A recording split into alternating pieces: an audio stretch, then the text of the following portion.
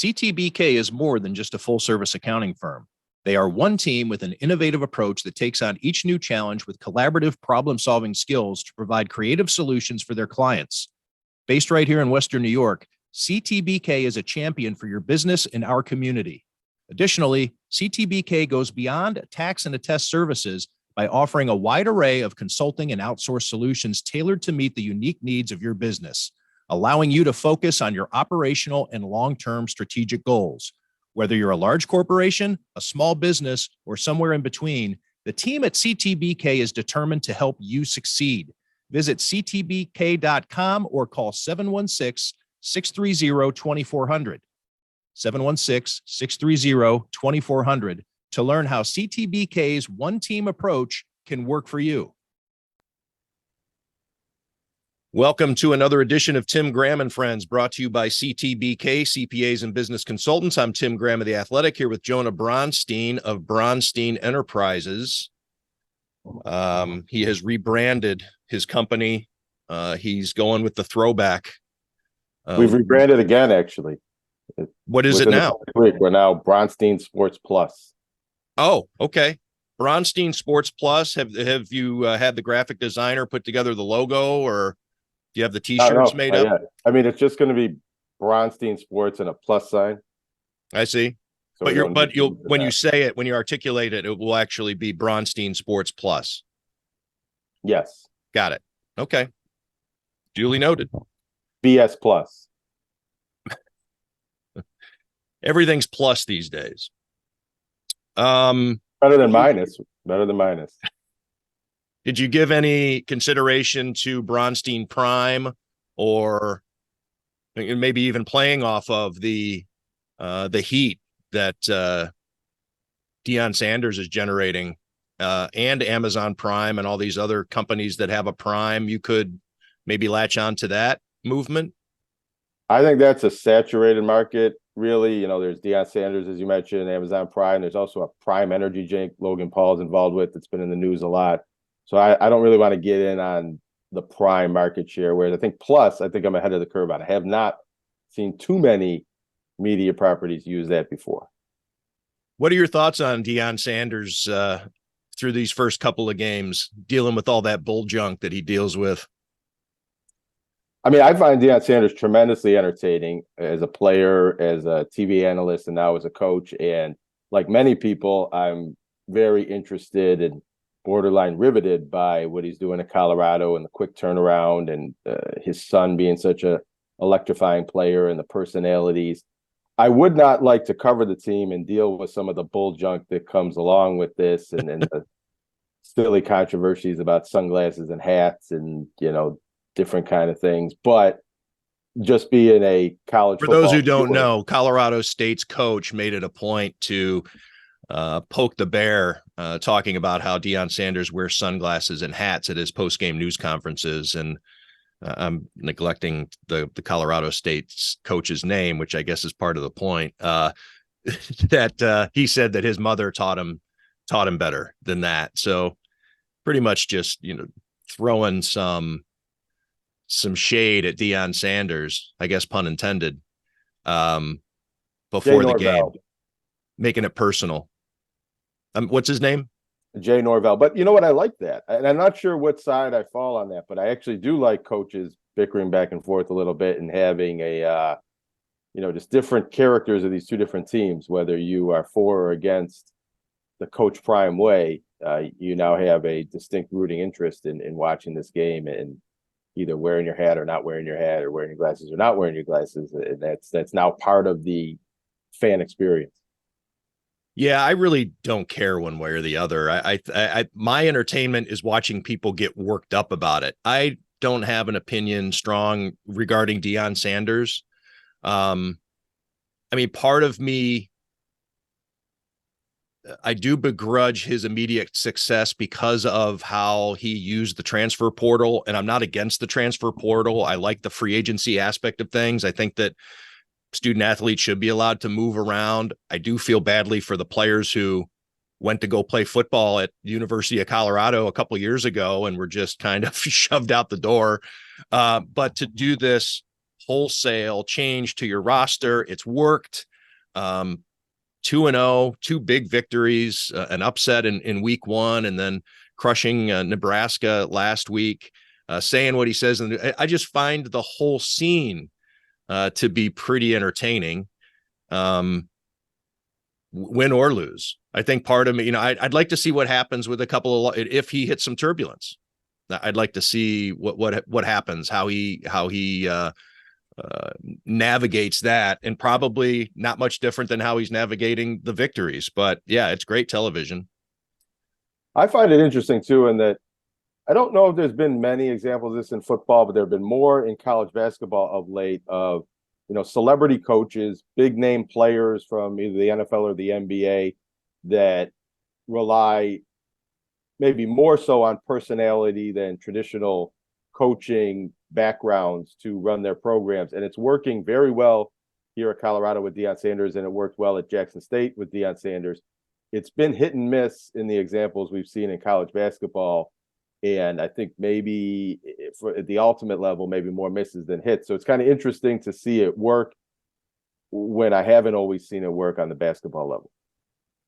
Yeah, you could think of examples of players who got a job, or I should say coaches who got the job without much experience, but they weren't big celebrities. It wasn't the personality, like Jeff Saturday. Granted, he was on ESPN as an analyst, but to go with the Hall of Fame mentality, you don't just see Peyton Manning stop playing quarterback and then become a head coach. I mean, it's tough to do in the National Football League, which is why so much is made of John Harbaugh and the road that he took from being a starting quarterback for a long time in the NFL and then going to the lower levels of the profession and cutting up tape like he was an intern almost, and going through it that way. A lot of players don't have the appetite for that. They are used to being, and they've got paid a lot of money, and so the reward to coaching just isn't there for a lot of players, which is why the big superstars go right into broadcasting. The money is good, the hours are a lot better. But you're right. You do see it in basketball a lot more. Why do you think that does work? Is basketball just easier to coach, or does it translate more? I don't know if it's easier to coach, but I think that, or the power of recruiting, the charisma to recruit type. Well, thing? That's why it should work, is that the name and the personality and the connections, and especially with a star player, maybe somebody like Penny Hardaway, the way his name and image and likeness, to borrow a phrase, worked well for him as a player. That should translate into coaching and recruiting and connecting with players and transfers and things like that.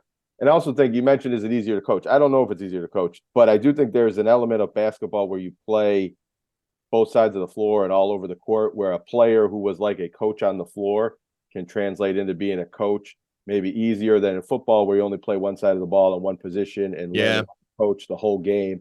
Players, and you're 1/11th as opposed to 1/5.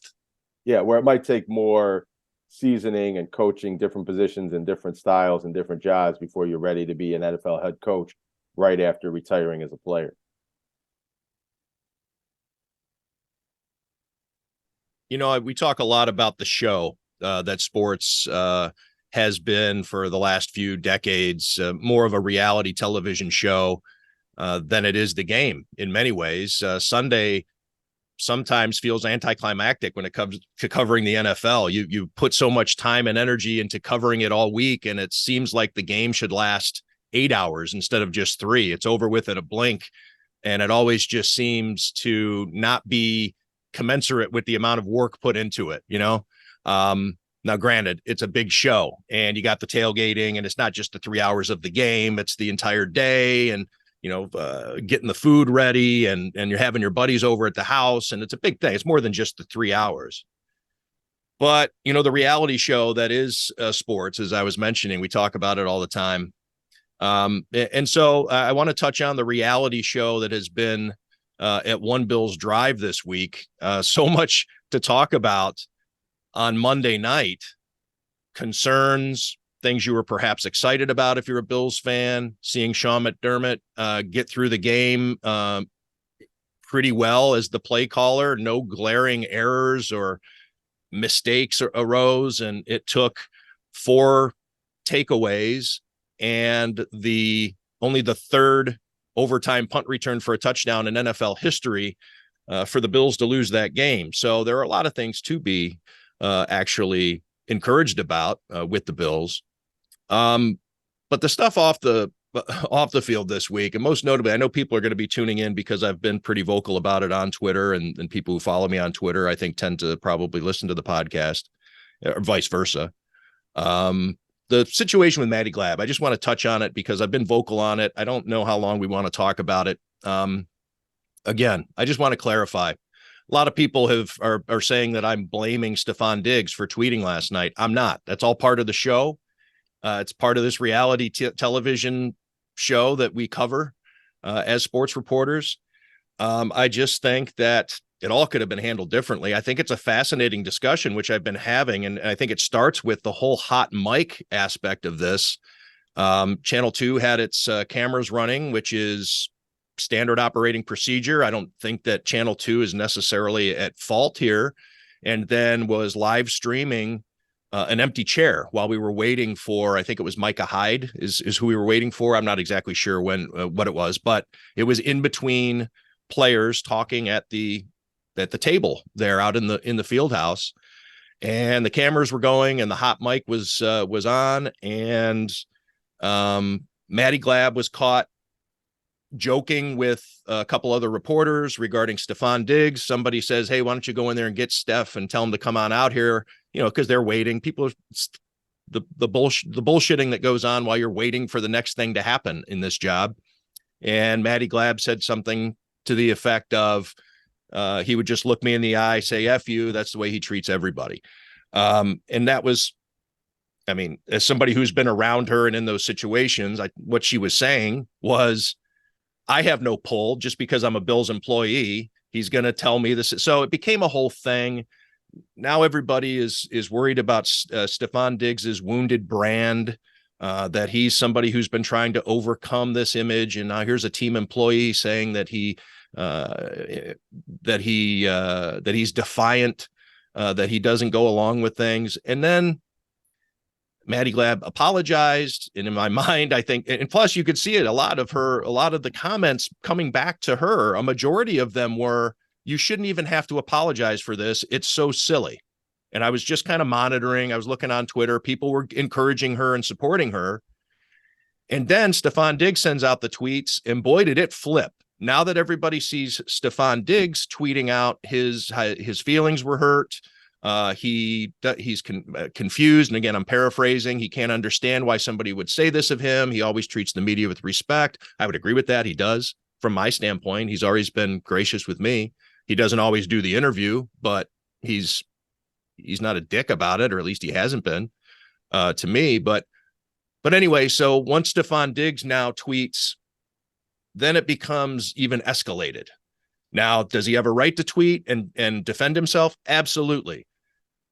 But my observation on this is that something so silly has become a major national story. I have people reaching out to me all day today wanting to come on their radio or television show to talk about this, not to talk about how Josh Allen and the Bills bounced back against the Raiders on Sunday. They want to ask me about the Bills and their reporter.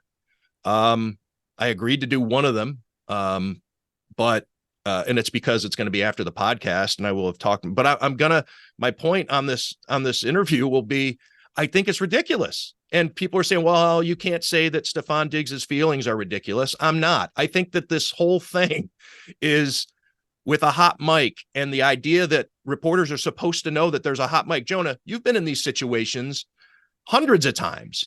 I can't remember anybody from the television side of things warning us, "Hey guys, hot mic, hot mic." I mean, we're around this. This is something I'm 52 years old. I've been doing this for 30 years. And this is something I just learned last night from Thad Brown in Rochester. We were having a conversation over text, and he was saying, this is how it's done. It's always done this way. Well, I'm like, I never knew that.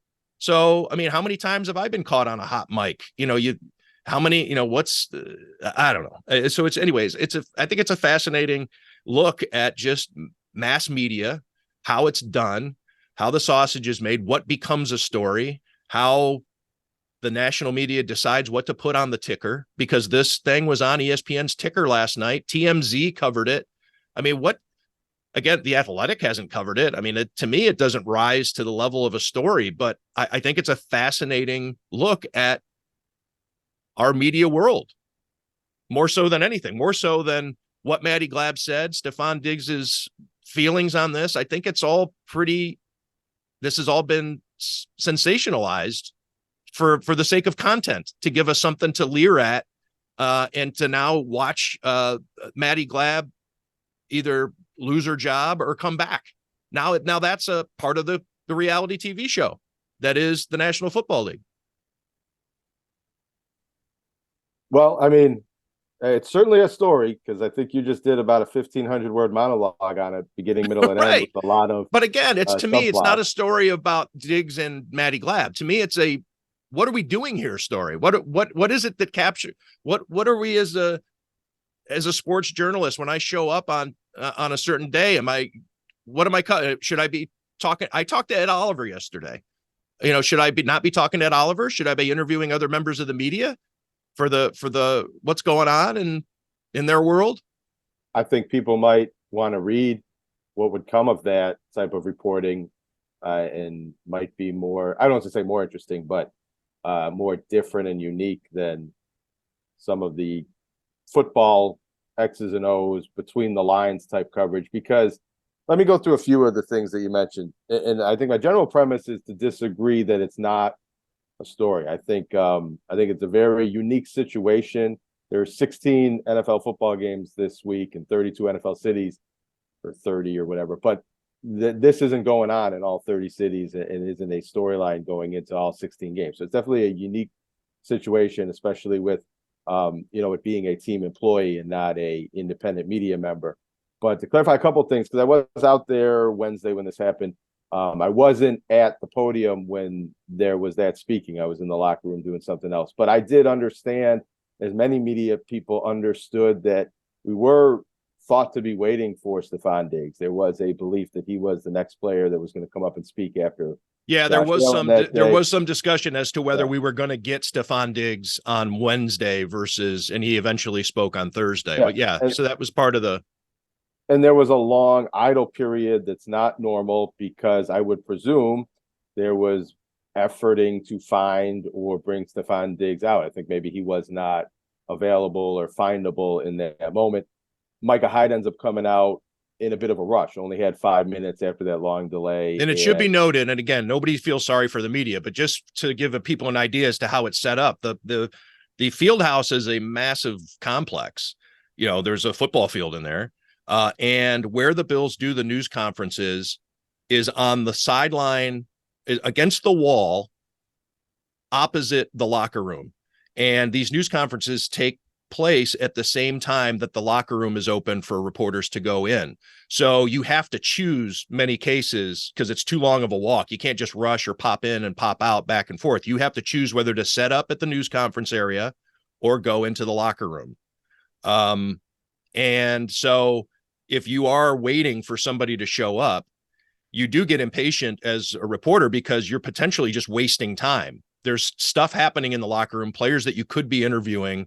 Meanwhile, you're sitting there and you don't know who's coming out next, if anybody's coming out next. So it is a bit of a stressor for the media, because you only get whatever it is, 45 minutes or an hour to get your work done.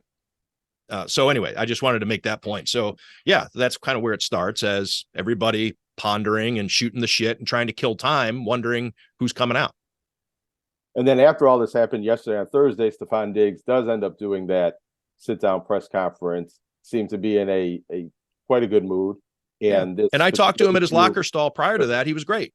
Was not brought up. But going back to Wednesday, one thing I want to also not dispute, but from my experiences, I have heard cameramen alerting the room that their mic was hot, or that there's a live stream going on. Maybe not so much in that setting, but within the Bills media room, within the interview room inside the stadium, a lot of times when it's post-game or Sean McDermott's scheduled to speak and he's a few minutes late, I have heard photographers tell us that their camera was rolling and we're live. I've been aware of times, either people have told me, or because in my digital role in my job, sometimes I'm back at the office watching some of these screens. I do hear and see times when the chatter in the media room is live streamed on different platforms.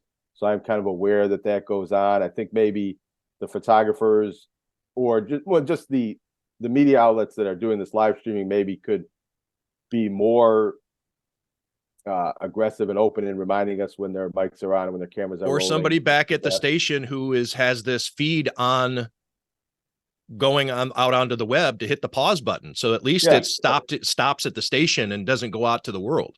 That's helpful. But that's not always feasible. And it's also certain situations where you're not expecting a delay. When you think that player's coming up next, can play into a role like this. And sometimes people are doing multiple things at once, or it's somewhat automated, and there isn't a person there monitoring the button to do that all of the time. And it would be nice if it was like a television studio where there were big lights and a big sign that tells everybody when the cameras are live, and and then it's your responsibility.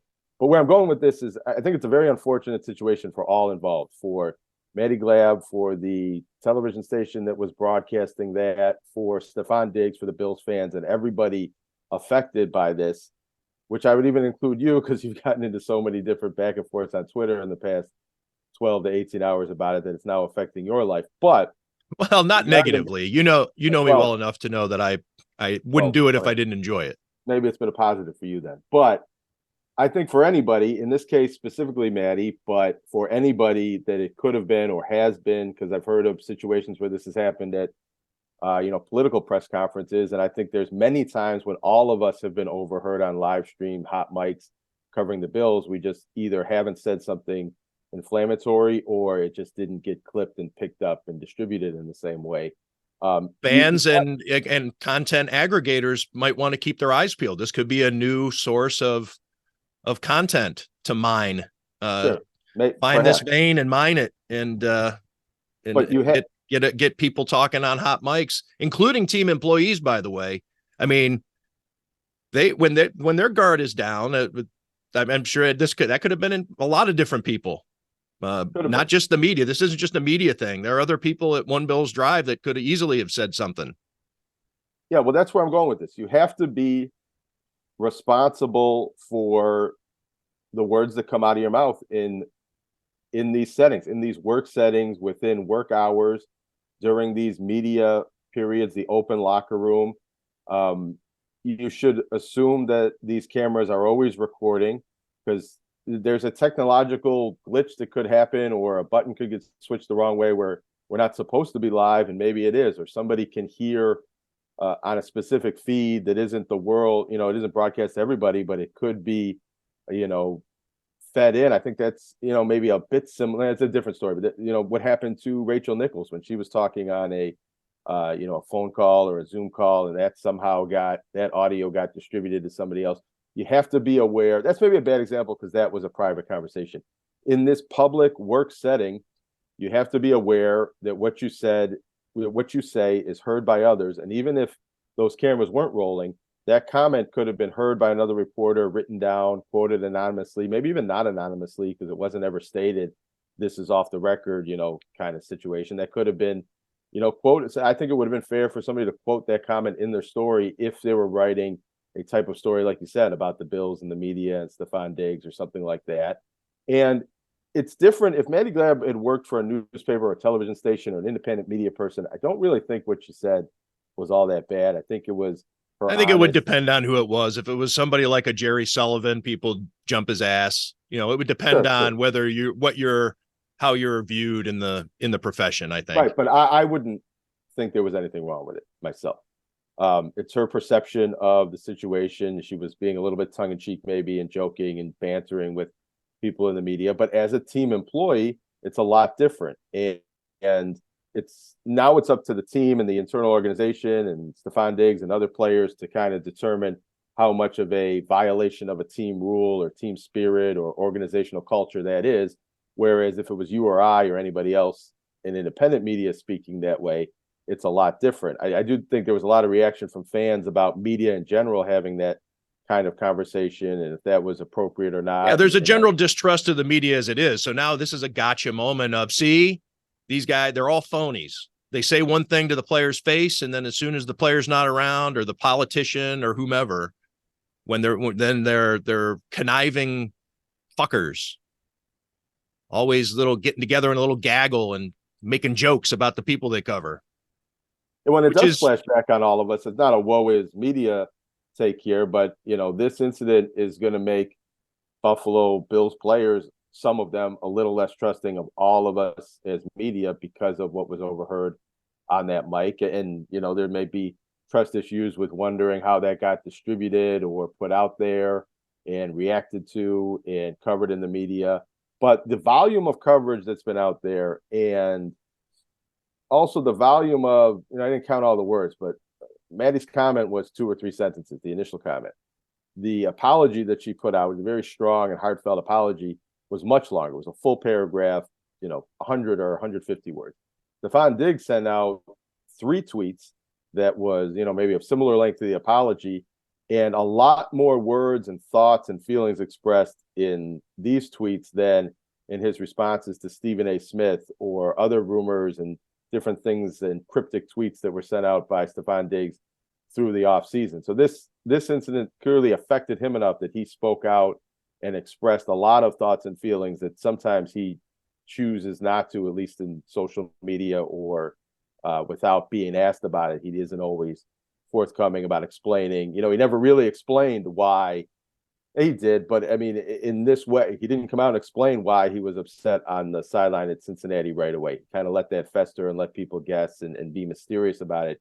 He was not at all mysterious yesterday in responding to this controversy, real or perceived, that kind of took over. Well, he had a rough week. It wasn't just what was said by Matty Glab. He took some heat from Michael Irvin, who criticized Stefon Diggs for some interactions that Diggs had with Josh Allen on the sideline on Monday Night Football. Michael Irvin said that he was showing up as quarterback. He was calling him dumb. You got to be smart. You got to use your head or whatever, pointing at his head and on national television. And so Stefon Diggs went on Von Miller's podcast Wednesday.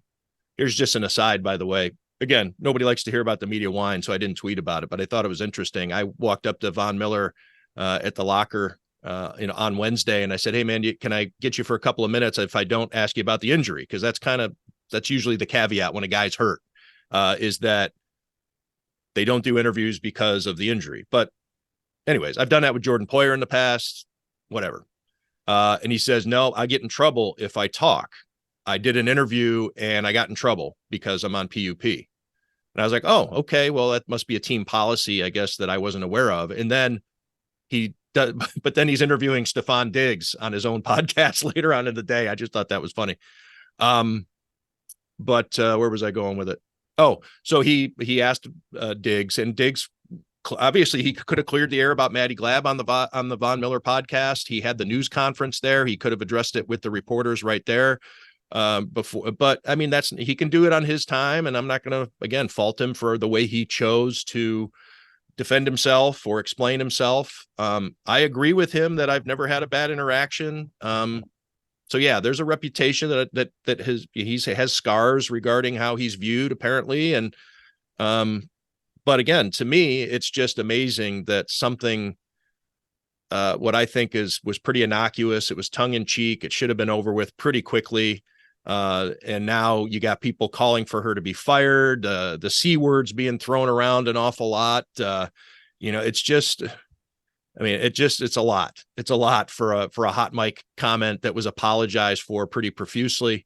And the national media, I don't really see it really in the local media. And although I haven't devoured what content's online today from the local media, but at least from a national standpoint, everybody pounced on this story as salacious. And I mean, I think people are clearly playing up the racial element of it, the male female aspect of it, the power dynamic aspect of it, of somebody who can not call for somebody to be fired or criticize Matty specifically, but everybody knows what Stefon Diggs is talking about. So his fans then start asking for or demanding that she be fired.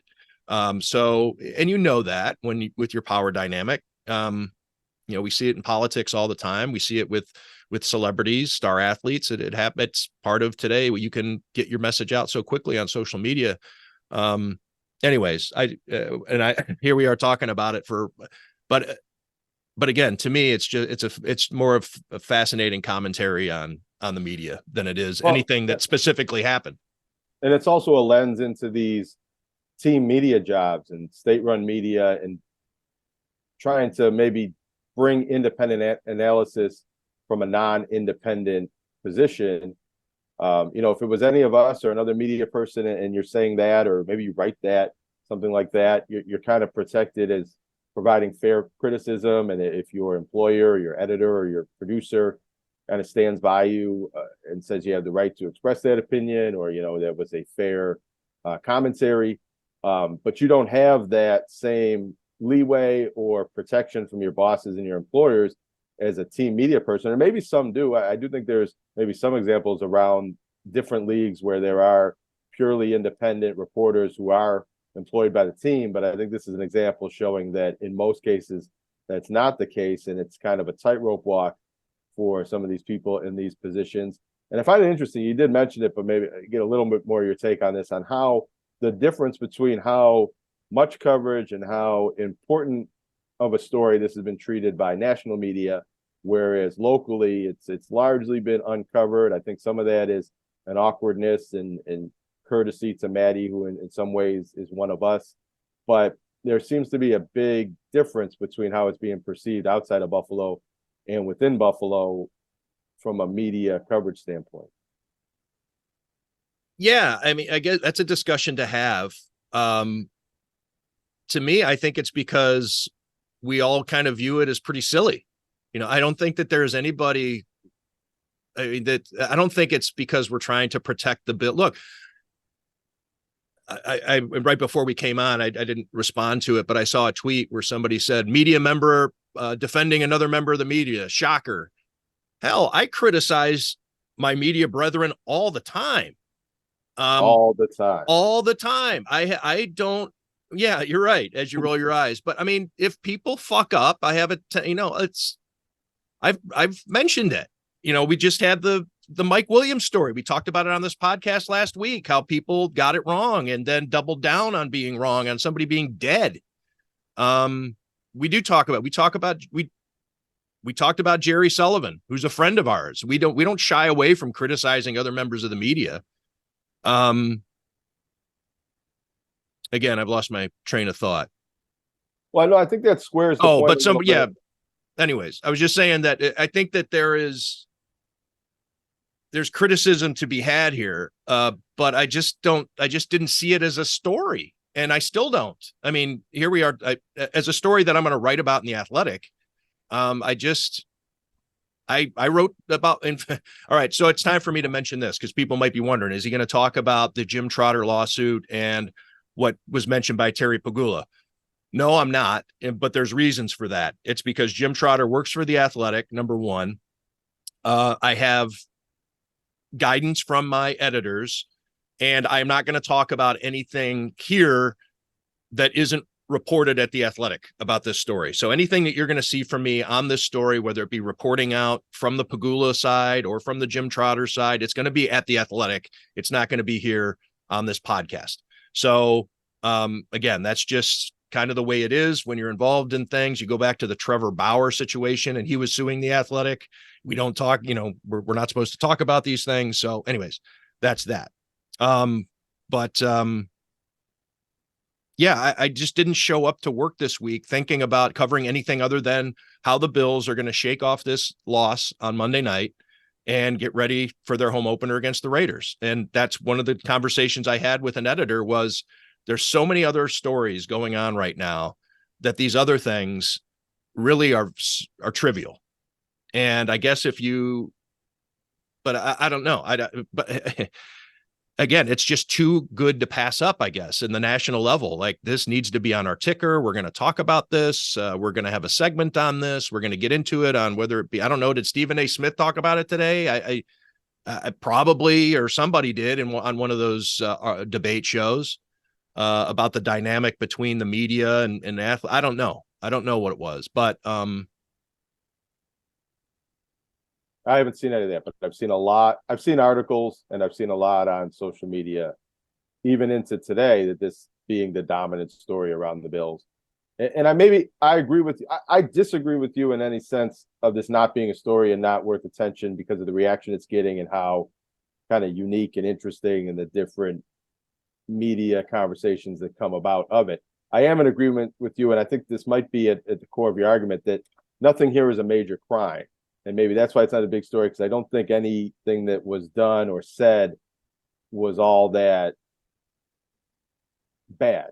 So I think maybe that's where we do agree that it's not a big story in the sense it's not a major controversy. And look, Matty Glab's being punished by the Bills, and that's an in-house matter. It's an employee situation. Okay, that, like you say, the Bills aren't going to punish Tim Graham or Jonah Bronstein or Jay Skursky or whomever else if we had said those things, because we don't work for them. But Matty Glab does work for the Buffalo Bills, but it's not a table for one. Chris Brown has been suspended by the Bills. John Murphy was suspended by the Bills. People have gotten in trouble there for what they put on social media, what they've said on the air. John Murphy was suspended because he thought that the Sabres fired Phil Housley too soon. And that was considered a reason to be punished.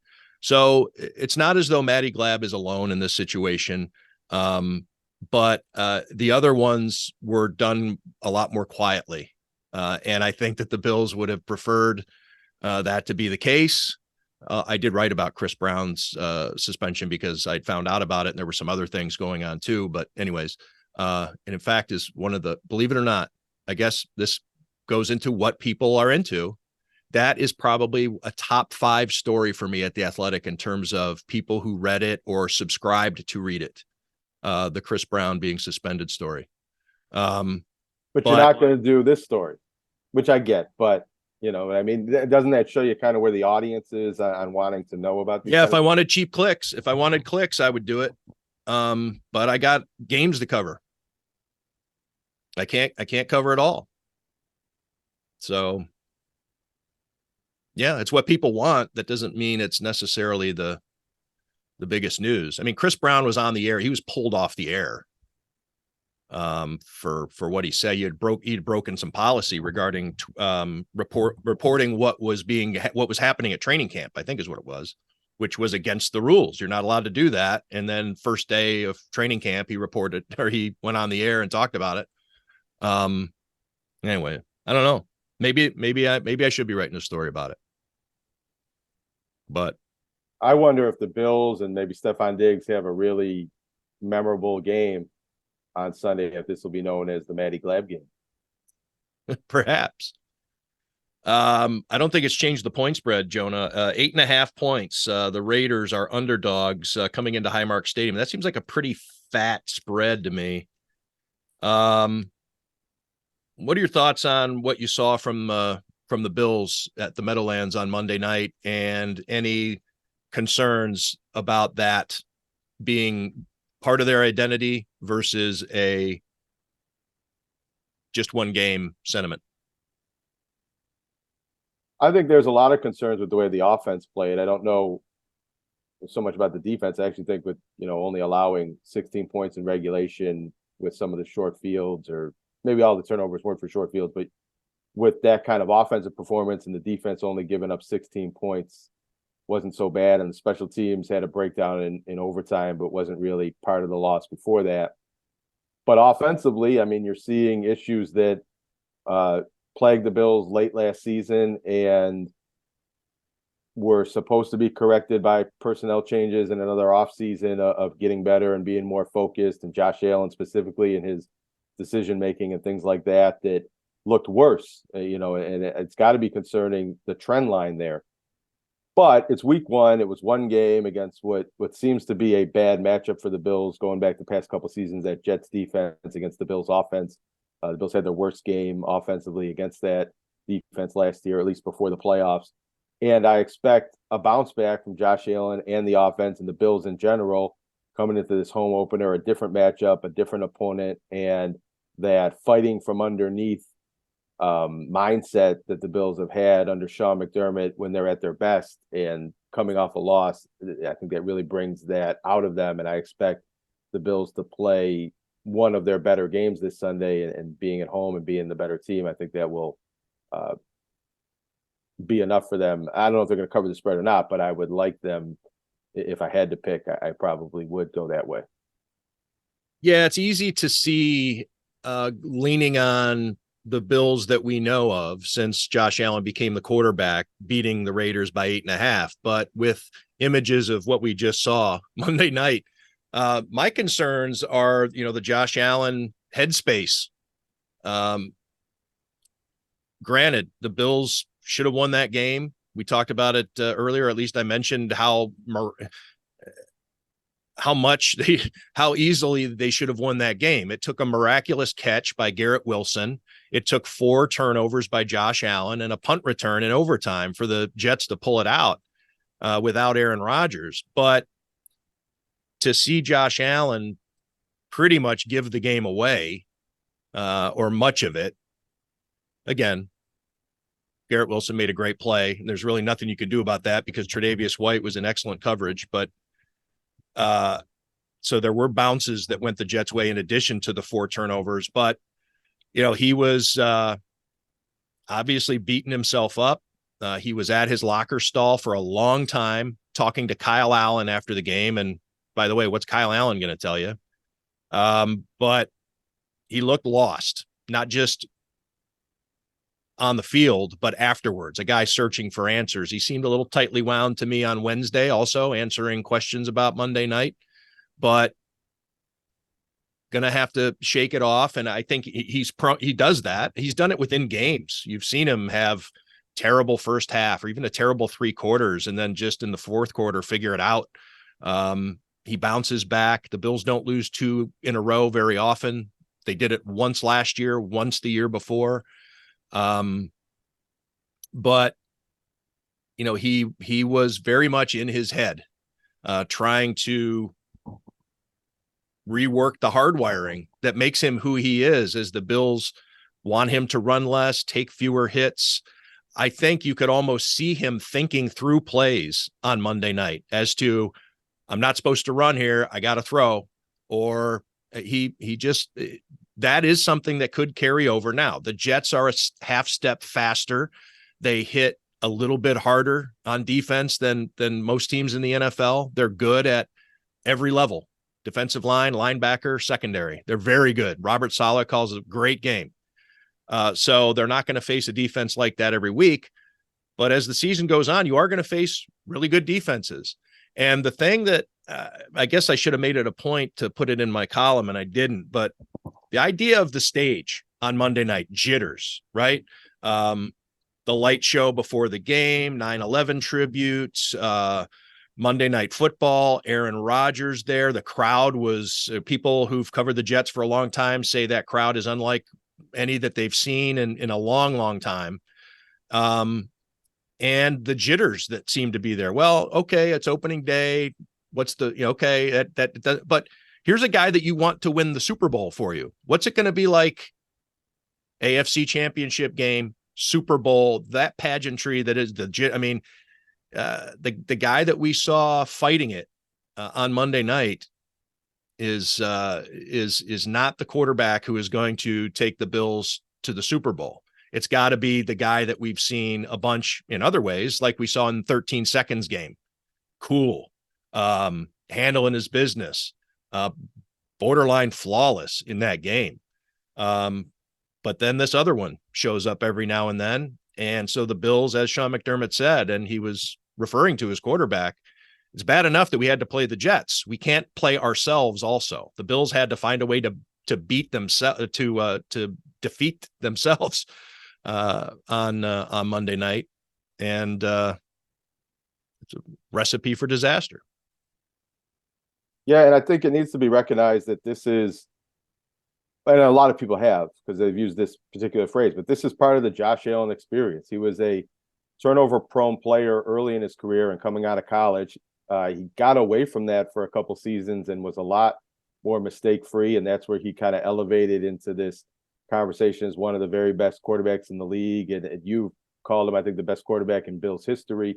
But last year, he did lead the NFL in turnovers. especially in the games that did not go well for the Bills. That was a problem in the red zone.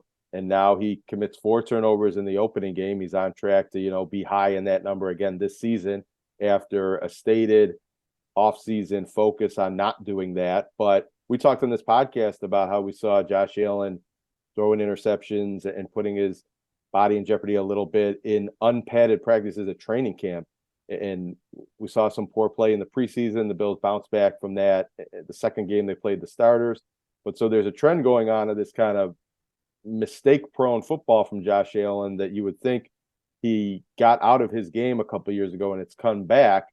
And the question is really, if that continues, why is that the case? And can he be coached in a way to prevent that? Or is this just, the gunslinger type quarterback that he is, and you're going to get games like this, and you're going to get hurdles and games where he's, unbelievable and an MVP candidate, and you just have to take the good with the bad? Or is there a way to filter Josh Allen down and only get the good? And think about all the voices, those potentially calming influences that he has lost over the last couple of years. Brian Dable, most notably, Shea Tierney, who was the assistant quarterbacks coach, and Josh Allen would go out of his way to talk about Shea Tierney during news conferences. Davis Webb, obviously an important part of that quarterback room. So important, in fact, that the Bills offered him the quarterback coaching job as a player. But Davis Webb didn't want to retire and ended up going to the Giants. Matt Barkley is not around. So all these security blankets have been stripped away from Josh Allen's nest. And he now has Kyle Allen and Shane Buechele to talk about, and Joe Brady is there. He's the quarterback's coach, but Ken Dorsey up in the press box during the game.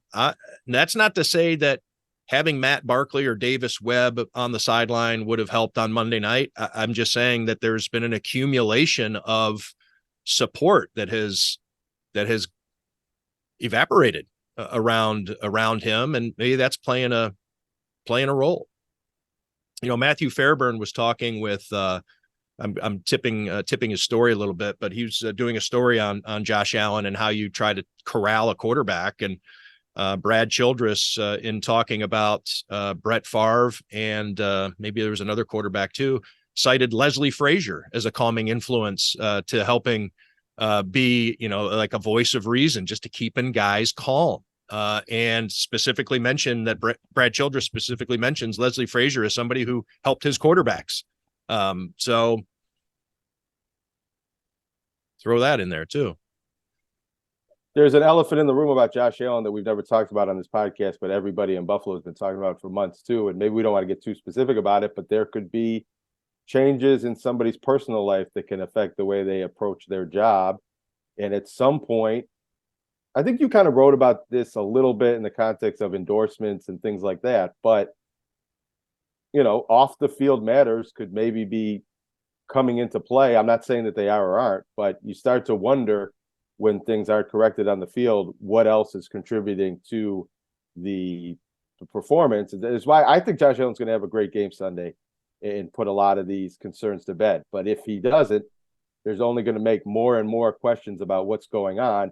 And it makes it all the more important that Josh Allen has a good performance and a win and some turnover-free performances, so people stop wondering why and suggesting why he's not playing as well as he has before. Yeah, I would expect a bounce back game. You have the Raiders coming from 3 time zones away. It's going to be the home opener. There's going to be a lot of energy there. This is, I'm not concerned for the Bills or their fans after Monday night, but we're watching. That's not to say that, like you say, things need to be put to bed, I believe, and it's only going to take an emphatic performance to do that. Speaking of bounce back games, UB football hosts Liberty at noon on Saturday. UB a 3.5 point underdog, or favorite. I jotted down in my notes 3.5, but I didn't put a plus or a minus. Home dog against Liberty. You're only allowed to bet one game. Which are you betting, Bills or UB, to bounce back with the point spread? For the record, UB lost to Fordham, an FCS team, in the home opener last Saturday. I mean, I generally would like a home dog getting 3.5 points because you can win a game with a field goal, or you could win the bet by losing a game on a field goal, overtime, close game. I do, and I don't gamble, so I don't really know, exactly how to play some of these spreads. I do like the Bills to win the game comfortably, and I wouldn't be too worried about giving too many points in that regard. And I don't believe that UB is favored to beat Liberty. So regardless of the point spread, I would pick Liberty to win that game.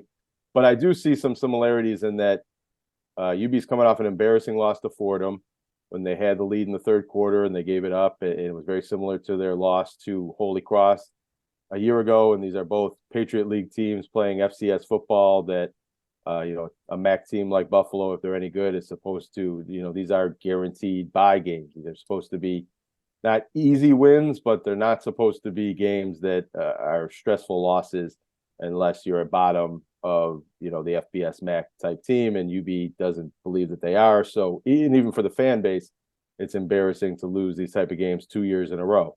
I think that will motivate UB and maybe get them to be a little bit more disciplined and have a harder edge coming into this game against Liberty, which has a new coach, but he's a coach that's familiar to UB. Jamie Chadwell was coaching at Coastal Carolina the past 2 years when UB's played them in this week of the season a year ago, and at home when Coastal Carolina was nationally ranked and gave them a very close game 2 seasons ago. So I expect a better performance from Buffalo and, a chance to win this game against Liberty, but it's hard to have a lot of confidence in UB's ability to win this game coming off of the way they played, specifically defensively last week. And they had defensive troubles against Wisconsin in week 1 as well. And yeah, Wisconsin lost, which takes a little bit of the shine off of being competitive for a half of Wisconsin. I don't know if this is a must win. It's never a must win when Buffalo can just go into the MAC season, win their games, and have a successful season that way. But for, I think, the confidence and spirit of the team and for getting to bowl eligibility, starting off 0-3, they did rally to win 6 of the last 9 regular season games last year, but I wouldn't have a lot of confidence in them doing that again if they start 0-3 this year. Yeah, and then UB has Louisiana, and that's next week before opening the MAC schedule against Akron on the road. I haven't seen enough of the Mid-American Conference yet to know where UB would stand in terms of the hierarchy. Where were they in the preseason poll? They were picked 3rd in the East and maybe extrapolated to around 5th overall in terms of winning the conference. So they're not the favorite, but they're a team that's expected to contend and not, bottom of the MAC. And, they have a talent and they have a returning starting quarterback, and I think they're going to be a competitive team in MAC play. But right now, coming off that one home game against Fordham, it's not not the best vibes coming out of that program. And I think that's more important than where they end up record-wise and on the field, or more salient in this moment, is that, for the second year in a row, the home opener against an FCS team that draws the biggest crowd of the year, and it's supposed to kind of, I think, set the tone for the UB fan experience and disappointing the fans. And, it's a fickle fan base, I think, here with college football in Buffalo. And if you don't really impress in that first game, there's some fans that'll give up on you for the whole season. So I think just the feeling and the spirit around UB football got deflated. And last year it took a 5-game winning streak to kind of get that back. And, we'll see if that's the way it goes this year again. Jonah, thanks for this. Once again, I've gotten through an entire podcast without mentioning or begging the listeners/viewers to subscribe, to like, to rate, do whatever you do on your platform of choice to push Tim Graham and Friends, brought to you by CTBK, CPAs and Business Consultants. The more likes that we get, of course, especially when it comes to our subscribers, on YouTube, allows us to do more things from a production standpoint. And every episode I get here to this point where I'm asking for people to do this. And I think next week I'm going to do it at the beginning, which is the logical time to ask instead of at the end. But I always forget. But I do notice, I do get notifications when we do get new subscribers and ratings and all that stuff, and it does pick up. So asking has helped.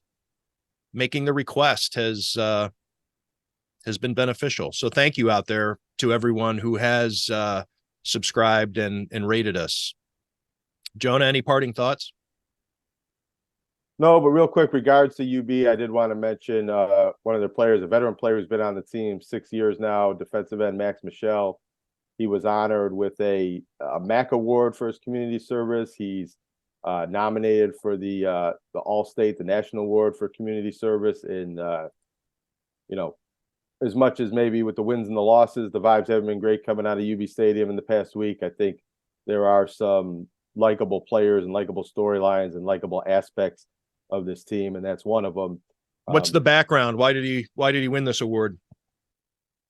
Do you know what organizations he works with? Well, he's done a lot of stuff on his own, a lot of winter coat drives and I think toy drives and things like that within the Buffalo community. I talked to him a couple of weeks ago about that before one of these awards was announced. It's definitely something that he's, kind of done for his own beliefs and want to, as much as a community service initiative that UB's pushed him along to, or in order to promote himself for these awards. There is a more specific program that he's gotten underway with Giovanni Ruiz, who's was a football player at Buffalo for the previous 6 years, coming out of Fredonia, and they work together now on a program that's designed for helping athletes make the transition out of college if they're not going to be professional athletes and into different aspects of life. So he's done a lot of different things, and I think the most prominent thing I've noticed with Max Michel is that just about anything UB's done as a team, community service wise, he's been out front and really maybe the most energetic about that. So I think that's just something that's built into his character and his spirit, that doing this community service, even in years where he was injured or a backup and wasn't a key player on the field, he's been a key player for them in the community from early in his career. That's pretty cool. I'm glad you mentioned that. I should notice, he was very involved in stuff that they've done in and around Tops Market and east side of Buffalo and things like that. And he's not the only one. There's other UB players that have their own initiatives and were also just as involved, but he's been at the forefront of that when it was a major story in the past year or two. Thanks, Jonah. Thanks to everybody out there for listening or watching Tim Graham and Friends, brought to you by CTBK, CPAs and Business Consultants. Jonah, I'll see you out at the ball game on Sunday, if not sooner. We're gonna have to get going there this afternoon if we want to beat the traffic. That was a discussion. We're trying to figure out how. I'm gonna probably leave around 8:30 or 9. You know what? The pet peeve is that fill the boot drive that just they do it at Woodlawn and Big Tree fire departments. And I get it, it's a fundraiser, but they have the sirens going and they're standing in the street because they know the traffic is coming. And so everybody has to stop, and it makes it worse. Show me where to write a check. I'll write a check to get you off the road, or I'll send it. But it's just, they kind of shame you into putting money in the boot. Everybody is stopped. You have to either ignore the guy with the boot standing right outside your window as he walks past. I'm pissed off. I don't want to reward this behavior. Anyways, you got to contend with that too. It's not just the construction of the stadium across the street and home opener vibes and the good weather. It's there's all kinds of shit you got to deal with getting to the stadium on Sunday. When are you going to leave? Well, I got to cover UB tomorrow, so I can't go too early. I don't know. I'll leave probably an hour earlier than I normally would, expecting this to be a difficult traffic situation, and hope that extra hour takes care of whatever difficulties we have. But that has not. Remember the opener 2 years ago against Pittsburgh, I think we all left maybe a little bit early thinking there'd be some traffic, and there was a lot more, and players themselves had to get, police escorts into the game. So the home opener is always, a wild scene in terms of there's more people out there tailgating than there will be going into the stadium, and that leads to more cars and more traffic. And now we have less parking spots and different things like that. So, I really have no idea what Sunday morning has in store for us. Well, Godspeed, Jonah. The financial needs of a business go beyond tax and attest services. That's why CTBK goes beyond accounting services and offers outsourced solutions through their affiliation with CFO Solutions Plus. These additional services allow clients to focus on their operational and long-term strategic goals. Trust CTBK's outsourced solutions to provide cost-effective, value-added financial services tailored to your company's needs. Call CTBK at 716-630-2400. Again, 716-630-2400. Or go to ctbk.com to learn more about CTBK's outsourced solutions.